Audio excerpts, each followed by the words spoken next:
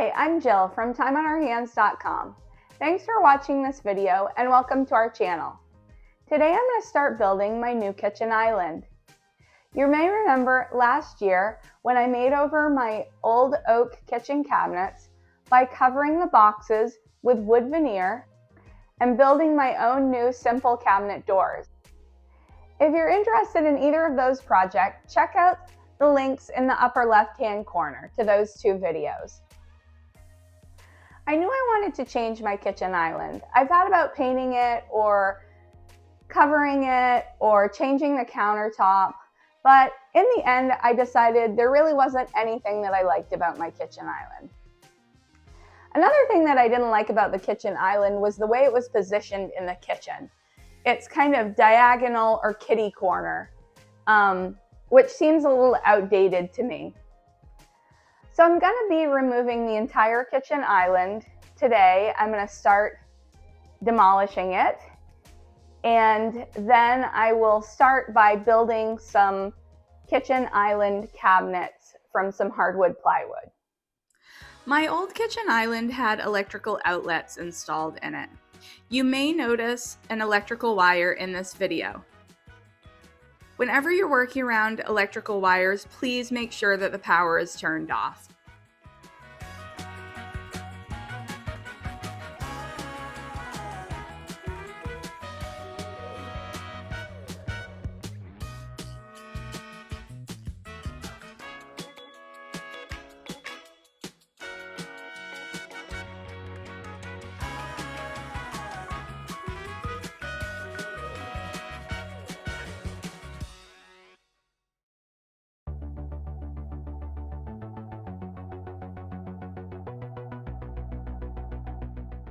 So I placed this kitchen table here that I already owned so I could get a sense of how the new island placement and size will feel once I build it. So most of the stuff that I read said that the kitchen island should be about 42 to 48 inches from the kitchen countertop. And this is about 42 inches. And I put it here a day or so ago, and I've been testing it out to see how I like it. My main concern is my stove is in the corner here, so I don't want to be bumping into this corner when I'm trying to use the stove. So I think I'm going to move it a little closer to 48 inches and just see what I think of that as well.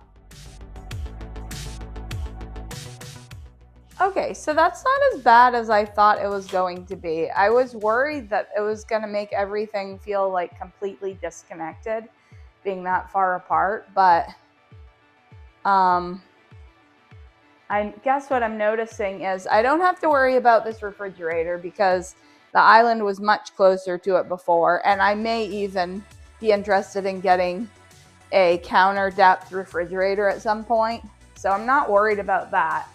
And then I'm noticing when I move this farther down this way, then I'm really not even close to this stove. So I don't really need to worry about that too much. I'm just wondering if what would happen if I move this over this way a little bit. But I actually am thinking this space isn't that bad. After a lot of hemming and hawing, I decided to build two cabinets that will be connected to make up my new kitchen island. They'll be approximately 24 inches deep and 27 inches wide. And I'll place the island 48 inches from the refrigerator counter and 44 inches from the sink counter.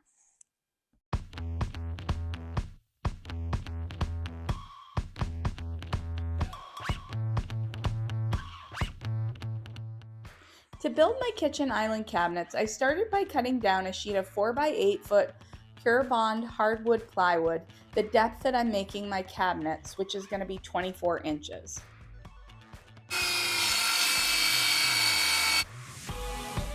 I use a Craig Rip Cut tool and my cordless circular saw to cut a nice straight line.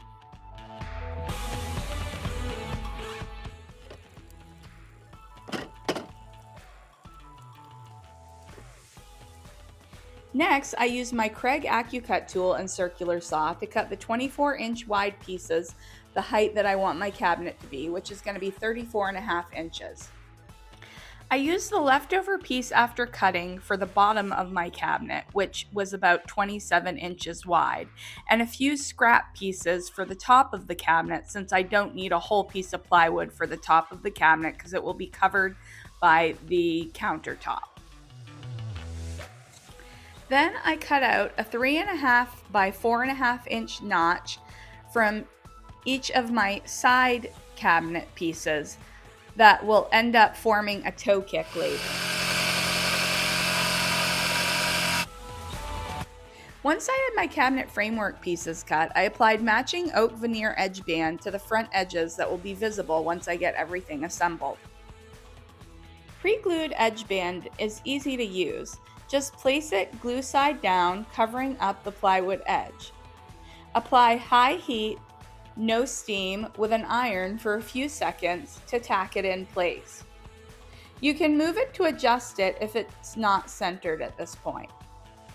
Then continue applying heat to the rest of the edge band to cover the entire edge and carefully break it off at the end. Use a piece of scrap wood or a veneer scraper to finish securing the edge band to the plywood by pushing it down onto the plywood. After you're done applying edge band, make sure you sand the plywood and any edge band overhang off with 180 or 220 grit sandpaper. To get ready to assemble my cabinet pieces, I drilled holes with my Kreg pocket hole jig.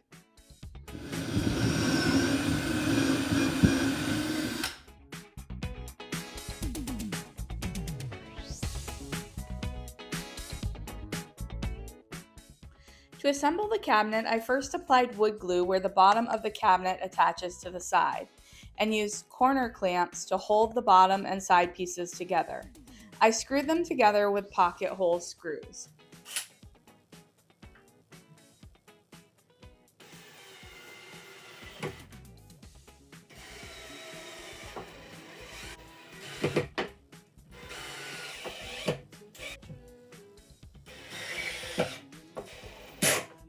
After that, I moved on to attaching the top pieces the same way.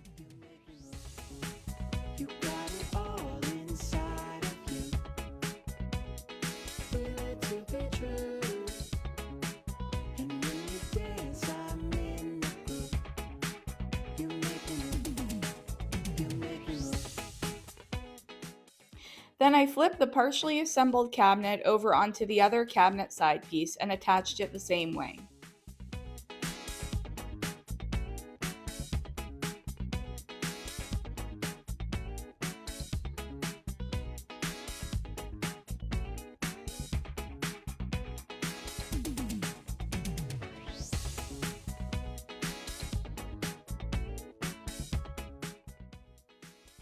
To finish the cabinet, I cut a piece of 1/4 inch plywood to fit onto the back of the cabinet and glued and nailed it in place.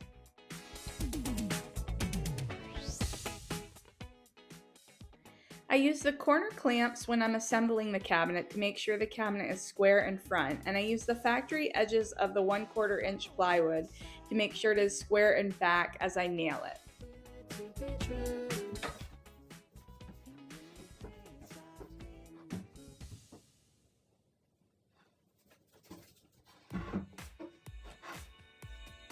That's all we have time for this week. Make sure you join me next time when I'll be attempting to build a wooden countertop with waterfall edges for my new kitchen island.